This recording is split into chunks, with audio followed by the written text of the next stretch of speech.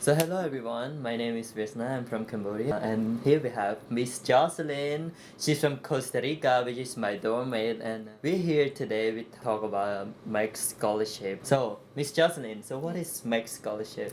Okay, so MEXT Scholarship is a scholarship that the Japanese government gives to people around the world. It can be someone from Africa, America, Asia, Europe. You can actually find the information in like the Japanese embassy in your country whether they Yeah. have the scholarship available in your country or not. And the scholarship is mainly for like you to come and study in Japan, which they cover all the fees, even the air fee that you have to Airport. travel to Japan, and also they will like provide money for you like to study every month, and they will pay for the tuition fee. It's 100% scholarship. It's 100% scholarship, yes. So basically, MEXT Scholarship, which is in Japanese, is the full name. What is the name of it? 文部科学省 So they have four categories, a list of the four categories. So the first one is the specialized training college, which we have to study 1 year of Japanese study and 2 years of your specialized training. specialized training course of your Specialty. interest Yeah. that you chose. And the second one is college training, which is 1 year of Japanese and 3 years of studying the training course of your favorite too. And another one, we have the undergraduate. It's like 5 years of study, 1 year of Japanese study and 4 year in university. And there's another category, which is the research studies. It's for those who already like finish undergraduate. But today we're gonna mainly talk about specialized training college. So today we're gonna start from the bottom and we're gonna explain like how to start, what's the process and what to do and how to get ready for everything. Yeah, and maybe we have some like small tips and Yeah. some tips that or something that you should avoid during the process. Disclaimer, so all of these are personal opinion only, so Yeah. it's not official, and that we are specialized students. Yeah, we're gonna just focus on what we did, not like what others did.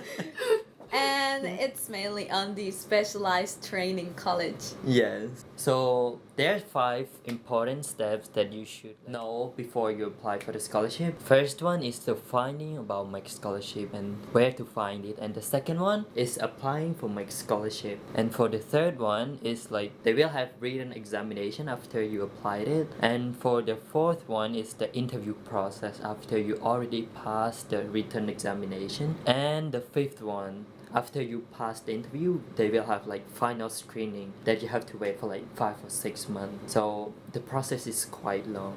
Okay, first step, finding MEXT information. You should check the Japanese embassy website Yeah. of in your country, whether they have it available in your country or not, because to some country like they might not be available, but to some they will be. It's better if you check the official website of the Japanese embassy in your country. Yeah. So normally the application process it should be around April or May, so you should check it out beforehand so like you know what to prepare.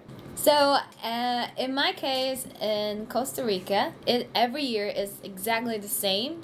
They open the opportunity for you to have like all the papers, write all your personal information, and give what they ask for from April to June. So, second step, applying for MEXT. First of all, you need to check what scholarship you're interested in, and then you gotta check the requirements because unfortunately for all these scholarships you have an age limit to apply to it. So after you check that, if you're not sure how to apply, you can call the embassy of Japan or find more information online because usually they explain it all. Also, they start collecting all the papers with the requirements they ask for in my country around Yeah. April to June. After the date they give, you cannot give your personal information or papers. But yeah, what about Cambodia? For Cambodia, it's around the same time during like the end of April to the start of June. So like you can find the application form. So from country to country, it's very different, the requirement of the application. So you can find it out. Step 3. Step 3 is the written examination. So after you apply for MEXT Scholarship, soon, like about 2 weeks later, after the deadline, normally they will have a written examination. But for our category is the specialized training college. They have 3 main exams. First one is math, second one is English, and the third one is Japanese. The level of the math exam, I think it's around like high school level. In my case, I don't know what's with Costa Rican math, but it was university level. University level? University level. Oh my god. So probably in Latin American case, if you want to study, like if you choose specialized training college and you want to study something related to math, then my recommendation is to take some courses like at least a few months before the test, so that you can be ready for the day of the test. This is my personal case. This is a secret. So I'm not. What secret, Miss Jocelyn? I'm not studying. I'm not studying anything related to math. And when I did the math test, it was like a nightmare. I didn't understand like a lot of things, but that's because I've never studied that in my life, because I didn't study math at the university, so I didn't know how to solve many of the problems. So what's your major next year? My major is filming. I think no that's math needed. Yeah, no math needed. So you don't have to study if you like not math related like subject. But for my case, it's architecture. Even though it's not really related that much, but at least you have to measure like for example the length of this table. So we need math. So we have 2 perfect example here. If you study the math related subject, you have to like study math, so you have to pass the math exam too. If you study non-math related subject, you can it's fine if you don't pass the math test. And the second one is the English test. I think it's like everyday English, although it can be a little bit tricky because it focuses on grammar. So they make you correct certain sentences, and if your English grammar is not that good, it might be a little bit hard, so be careful.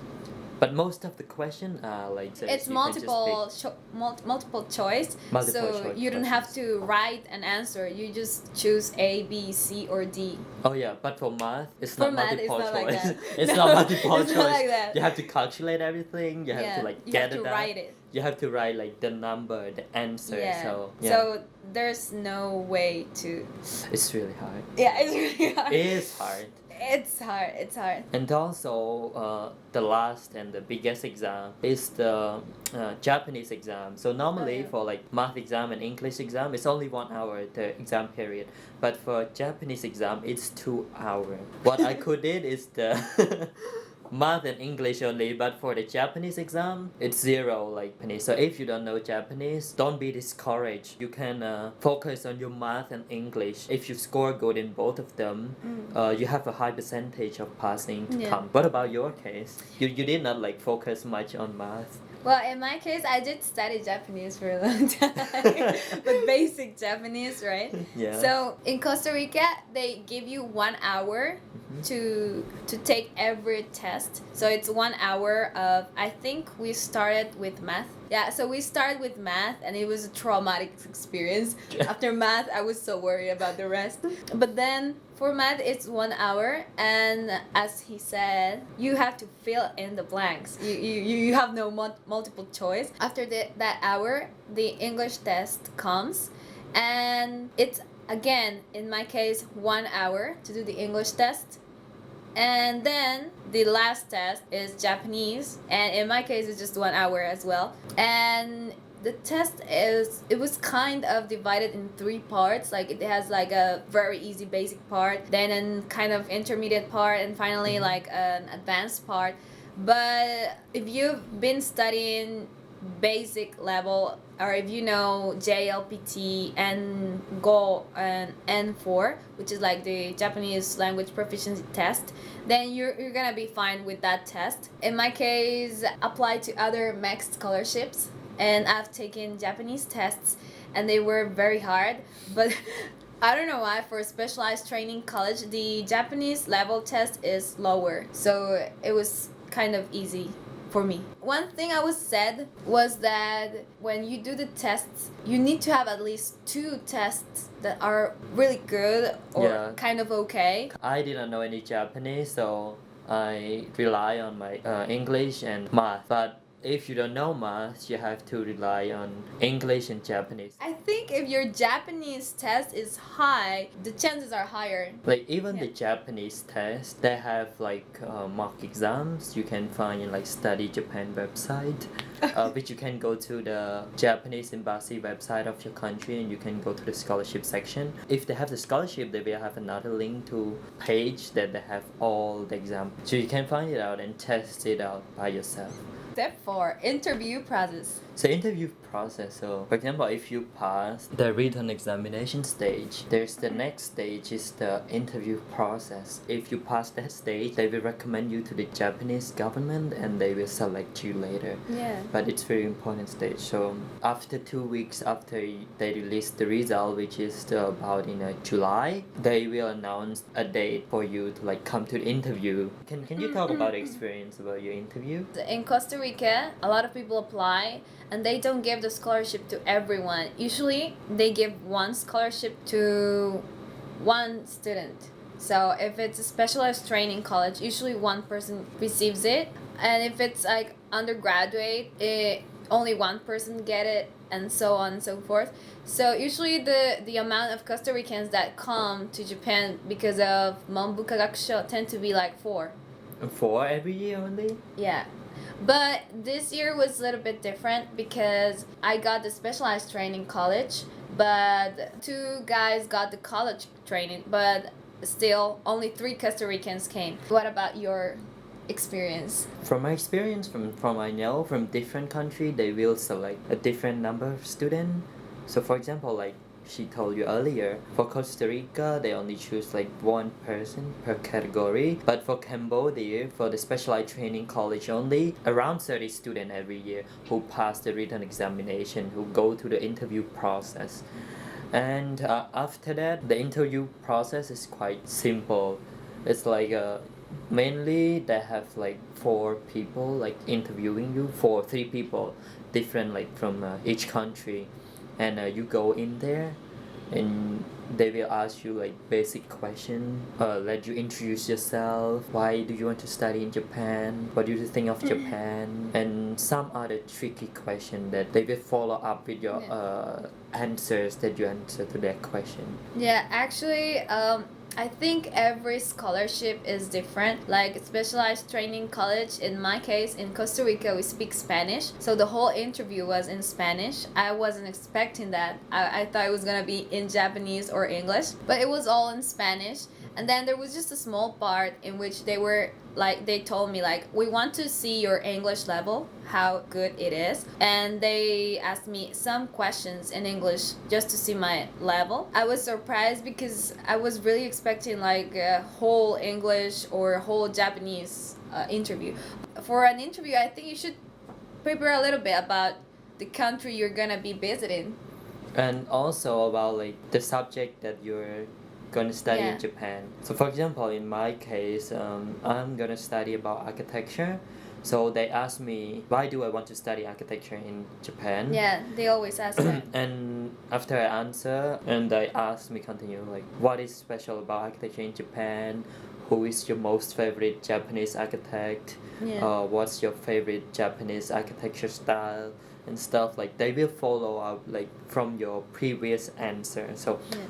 for me personally, the interview process is a really crucial stage for me. Yeah, it is. Because I know that my math is not really good and my Japanese test is like 0. If compared with the other student, I might not like get past them. So the interview process, they ask me a lot of stuff like if you've done like social work, it will also help you because I've been in the student council and I told them about that and they keep on asking about that, like what's your experience like, what have you done during your period as a student council of university. So they will always follow up. Okay. So the tip is just to be yourself and Now also study about Japan, learn about yeah. Japan. you need to know, because if you say, oh, okay, I want to go to Japan, but I don't really know much about Japan, then it's gonna be hard. Step 5, final screening. Final screening is after you pass the interview. For the final screening, nothing that you have to do much, just mainly after that they will recommend you to the Japanese government to like they will decide they will accept you or not, and they will decide which school you are gonna go to. So for specialized training college, if you pass, it's either you're gonna be in Osaka or you're in Tokyo. And right now we're in Tokyo. We're selected to be in Tokyo. That's why we got to know each other. And yeah, Miss really friendly, beautiful Jocelyn from Costa Rica. Okay, so for the final screening, like the only thing they ask is your medical test. That's a requirement from the Monbuka Gakusho Scholarship. However, they don't ask for medical tests everyone that's applying, because first it's very expensive, and second it takes a long time to get like all the results, because you have to do like lung tests, blood tests, Hard test. like a lot of tests. Yeah. Yeah, so they only ask for the medical test after they decide that they want to pick you and recommend you to the Japanese government. And also that part, the final screening is like different from each country too. Yeah. That is the example of Costa Rica, but for in Cambodia, we have to not just the health, we have to submit our recommendation letters from our teacher, and also our score sheet from the school that we're studying right now. In my case, I was in university in year 3, so I have to take like the score from the university and submit to the embassy to show that currently I'm studying at that university. So all the process is done around August. So after you're done like submitting everything to the embassy, and they will check everything and the result. So the final step is the result. In the official website, they will say they will release it at the end of December or at the start of January. Yes, but actually they will release it at the first week of December.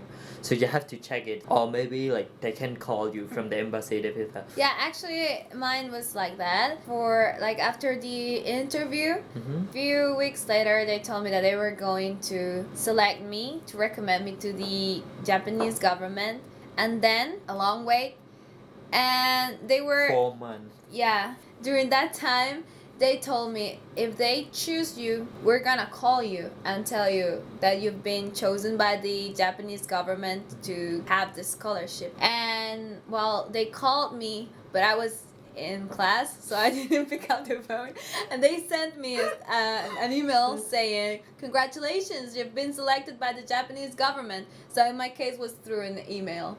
Oh. I think they don't post it in the embassy's website, so in our case they contact you and let you know. Okay, so finally, I wish you guys, for those who want to study in Japan, you should really follow your dream. Yeah. And no matter how many times you try, you should Never give up. Never give up, never lose hope. Like for me, I applied this. This is my 3rd time before I got here. So don't give up, guys. If your dream is to study in Japan, if you study the subject that you love, please don't give up and always try your best. Yeah, for my case, it was the 4th time applying for a Japanese scholarship. Why are you laughing? For my case, it was the 4th time applying for a Japanese scholarship. Not necessarily MEXT, but yeah, I mean, even though I applied and I wouldn't get it, people around me would say, oh, you're never going to Japan. That's great. But, you know, the key is in never give up. And if you really, really want it, it doesn't matter how hard it is or how long it takes, just keep fighting for your dreams. Fighting for your dream, guys. Yeah. Yeah, I wish you guys good luck for Good applying luck. the MEXT Scholarship. We will see you here in Japan. Buena maybe. suerte. Yeah, we can meet up. Call us. Call us.